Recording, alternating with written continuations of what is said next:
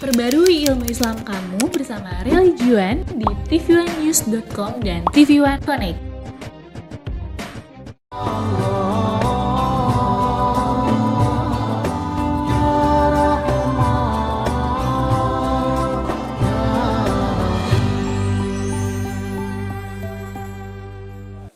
Assalamualaikum warahmatullahi wabarakatuh.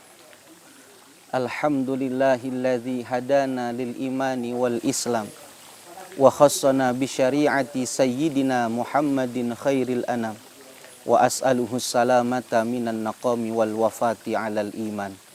Asyhadu an la ilaha illallah wahdahu la syarikalah wa asyhadu anna sayyidana wan nabiyana Muhammadan abduhu wa rasuluhu la nabiyya ba'dah, amma ba'du. Selamat pagi para pemirsa. Assalamualaikum Nusantara dimanapun Anda berada. Mudah-mudahan di pagi hari yang penuh dengan keberkahan ini Allah subhanahu wa ta'ala senantiasa mengkaruniakan kepada kita dengan beribu-ribu nikmatnya, bahkan berjuta-juta nikmat, baik berupa nikmat iman, nikmat Islam, terlebih nikmat sehat wal afiyah, yang mudah-mudahan dengan begitu banyaknya kenikmatan yang Allah berikan kepada kita bisa melewati hari ini dengan sebaik-baiknya, sehingga dicatat di sisi Allah subhanahu wa ta'ala hari ini menjadi hari yang terbaik, menjadi hari yang lebih baik ketimbang hari-hari sebelumnya, agar kita tidak termasuk golongan orang-orang yang dilaknat oleh Allah subhanahu wa ta'ala. Karena baginda Nabi besar Muhammad sallallahu alaihi wasallam dalam satu sabdanya mengatakan, man kana yaumuhu khairan min amsihi fahuwa rabihun. Siapa orang yang hari ini lebih baik ketimbang hari-hari sebelumnya, maka orang tersebut dicatat oleh Allah subhanahu wa ta'ala sebagai orang-orang yang beruntung. Wa man kana yaumuhu misla amsihi fahuwa khasirun. Siapa orang yang hari ini dengan hari-hari sebelumnya sama saja, tidak ada perubahan, ibadahnya stagnan di tempat, ibadahnya masih yang fardu-fardu saja, puasanya masih yang wajib-wajib saja, fahuwa khasirun, kata Nabi, maka orang tersebut dicatat di sisi Allah sebagai orang-orang yang merugi, yang paling parah dan yang paling buruk. Wa man kana yaumuhu syarra min amsihi fahuwa mal'unun. Siapa orang yang pada hari ini dengan hari-hari sebelumnya lebih buruk ketimbang hari-hari sebelumnya, maka orang tersebut termasuk golongan orang-orang yang dilaknat oleh Allah subhanahu wa ta'ala. Kenapa termasuk golongan orang-orang yang dilaknat? Karena orang-orang tersebut tidak bisa memanfaatkan berbagai macam kenikmatan yang Allah berikan kepada dirinya di dalam melakukan amal-amal kebaikan. Para pemirsa, Assalamualaikum Nusantara dimanapun Anda berada. Pernah satu ketika salah seorang sahabat Nabi, Abu Dzar Al-Ghifari, datang menghadap kepada Nabi Muhammad SAW dan dia berkata, "Ya Rasulullah, begitu banyak kesibukan yang dihadapi oleh manusia di dunia ini, sehingga saking sibuknya mereka lupa beribadah kepada Tuhannya.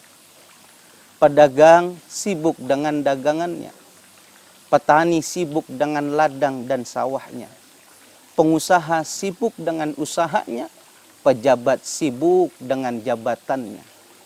Mungkin pertanyaan ini pun sempat terlintas di dalam benak saudara-saudara kita, ataupun bisa jadi itu pun terlintas di dalam hati kita.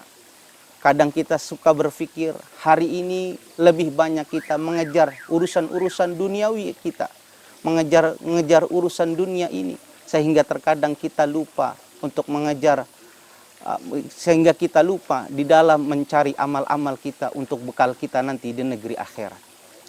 Maka Nabi besar Muhammad sallallahu alaihi wasallam dengan lisannya yang mulia, beliau mengatakan, "Ya Abu Dzar, jaddidis safinata fa innal bahrun amiq, wa khuzi zada kamilan fa inna safara ba'id, wa khafifil himla fa innal aqabata ka'ud, wa khlisil amal fa inna naqida basir."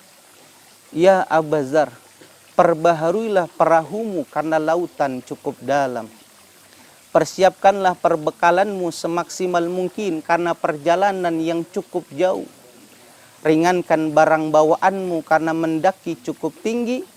Ikhlaskanlah perjuanganmu karena Allah Maha melihat. Inilah 4 pesan Rasul yang disampaikan kepada sahabat Abu Dzar Al-Ghifari yang tentunya bermanfaat bagi kita semua. Para pemirsa, Assalamualaikum Nusantara yang dirahmati oleh Allah Subhanahu wa Ta'ala. Pesan Nabi yang pertama kepada sahabat Abu Dzar, ya Abu Dzar, jaddidis safinata fa innal bahrun amiq. Ya Abu Dzar, perbaharuilah perahumu karena lautan cukup dalam. Apa yang dimaksud dengan perahu di sini? Ada ulama-ulama kita yang mengatakan yang dimaksud dengan perahu di sini adalah keimanan, dan yang dimaksud dengan lautan adalah kehidupan manusia. Rasulullah Shallallahu Alaihi Wasallam menggambarkan kehidupan anak manusia di dunia ini seperti sebuah lautan. Yang namanya lautan, saudara, tidak selamanya tenang dan tidak selamanya bergelombang. Tenang dan bergelombang silih datang berganti. Akan tetapi bergelombang sedahsyat apapun lautan itu, bila diseberangi dengan kapal yang utuh, diseberangi dengan kapal yang utuh, insya Allah akan dapat dilewati dengan selamat. Begitu pula kehidupan anak manusia di dunia ini. Setiap manusia tidak selamanya riang tawa bergembira. Suatu saat dia akan bermuram durja, bahkan terurai air mata. Pedagang tidak selamanya untung, suatu saat pasti akan merasakan kerugian. Pejabat tidak selamanya akan menduduki satu jabatan, suatu saat pasti akan kembali menjadi rakyat biasa. Begitulah dahsyatnya dinamika perputaran kehidupan anak manusia. Kalau kenikmatan, kalau keimanan dia kepada Allah Subhanahu wa Ta'ala itu kokoh, insya Allah dia akan bisa melewati kehidupan ini dengan selamat. Maka faktor keimanan inilah yang perlu kita mantapkan. Faktor keimanan inilah yang perlu kita kokohkan agar kita bisa selamat di dalam menjalani kehidupan di dunia ini. Kenapa?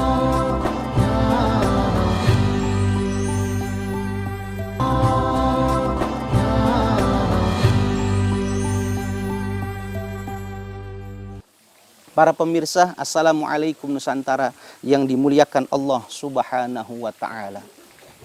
Maka pesan Nabi yang kedua kepada sahabat Abu Dzar Al-Ghifari, wa khuzi zada kamilan fa inna safara ba'id.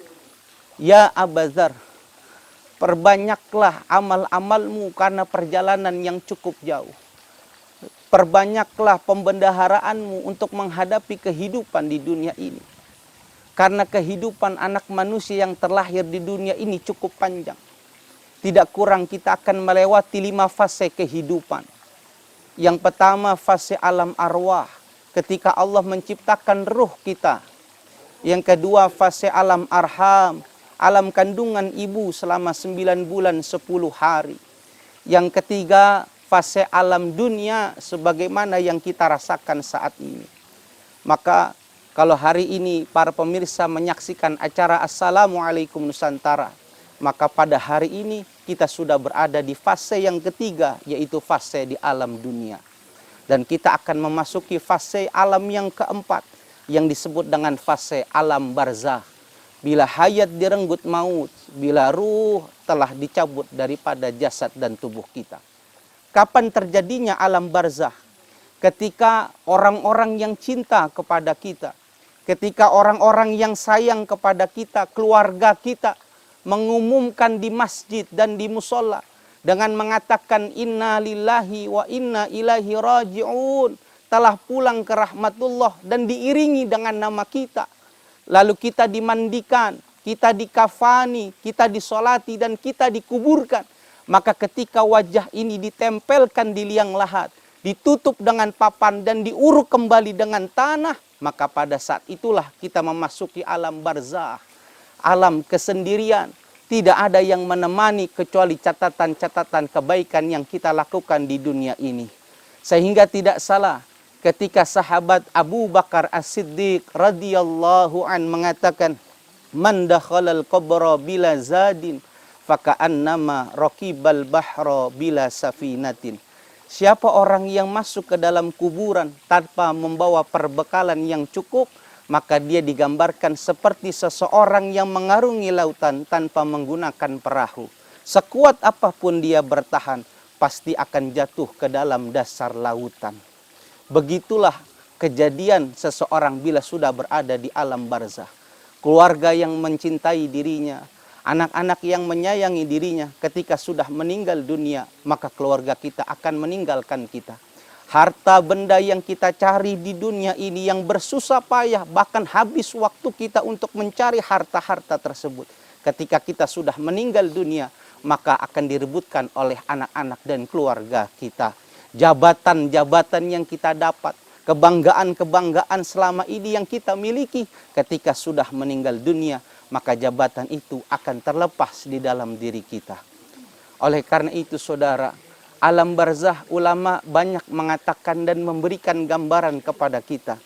Alam barzah itu adalah satu dinding antara pembatas negeri akhirat dengan negeri dunia. Alam barzah, alam pertengahan. Kalau seseorang menengok sebelah ke kanan, maka dia bisa melihat alam negeri akhirat. Maka ketika seseorang yang berada di alam barzah dan melihat tempat kembalinya nanti di surga, maka orang yang berada di alam barzah itu akan merasakan kebahagiaan yang luar biasa, karena dia mengetahui tempat yang kekal abadinya nanti di dalam surga. Tapi ketika seseorang itu melihat ke sebelah kanan, dan dia melihat bahwasanya tempat kembalinya adalah tempat neraka yang dia jauhi dan dia tidak sukai, maka dia mengatakan, qala rabbirji'un la'alli a'malu salihan fima taraktu kalla. Dia ingin kembali lagi ke dunia untuk melakukan amal-amal kebaikan yang dahulu dia sia-siakan. Tapi kata Allah Subhanahu wa taala, tidak mungkin hal itu terjadi bagi orang-orang yang sudah berada di alam barzah. Tapi kalau ketika berada di dunia tidak maksimal di dalam melakukan kebaikan, bahkan melakukan sebuah kedurhakaan, ketika berada di alam barzahnya sudah dipastikan akan tersiksa dengan apa yang dia dapatkan. Karena barzah manzilatul awal min manazilil akhirah. Karena alam barzah adalah pintu pertama, setar pertama untuk menuju alam negeri akhirat. Yang kelima, kita akan melewati fase alam mahsyar, alam kebangkitan. Ketika Allah Subhanahu wa taala sudah terjadinya hari kiamat dan Allah bangkitkan seluruh makhluknya, maka digiring seluruh makhluk-makhluk Allah Subhanahu wa taala ini pada satu tempat. Maka pada saat itulah Allah menggelar satu mahkamah yang disebut dengan Mahkamah Rabbul Jalil. Allah akan minta pertanggungjawaban kepada seluruh makhluknya atas segala kenikmatan dan kesempatan yang Allah berikan ketika orang itu berada di dunia. Tidak ada satu perbuatan pun kecuali nanti akan diminta pertanggungjawaban oleh Allah Subhanahu wa taala. La yugadiru saghiratan wala kabiratan illa ahsaha. Bukan hanya dosa-dosa yang besar, bahkan dosa-dosa yang kecil yang terkadang manusia lupa melakukannya, nanti di hadapan oleh Allah Subhanahu wa taala akan dihisap dan diminta pertanggungjawaban. Kalau saja orang-orang yang melakukan kejahatan di dunia ini, melakukan tindak pidana, korupsi dan lain sebagainya, tidak dihukum dengan sesuai dengan aturannya, bisa menyogok hakimnya, bisa menyogok jasanya sehingga terbebas dari hukuman. Tapi nanti di hadapan Mahkamah Rabbul Jalil, dia pasti tidak akan bisa mengelak dan mempertanggungjawabkan atas apa yang dia lakukan ketika berada di dunia ini. Begitu panjang fase-fase kehidupan yang akan dilewati oleh manusia. Oleh karena itu, mari kita gunakan kesempatan yang ketiga ini di alam dunia untuk memperbanyak bekal-bekal kita untuk negeri akhirat, agar ketika kita berada di alam barzah, kita bisa merasakan kenikmatan pertama berada di surganya Allah Subhanahu wa taala.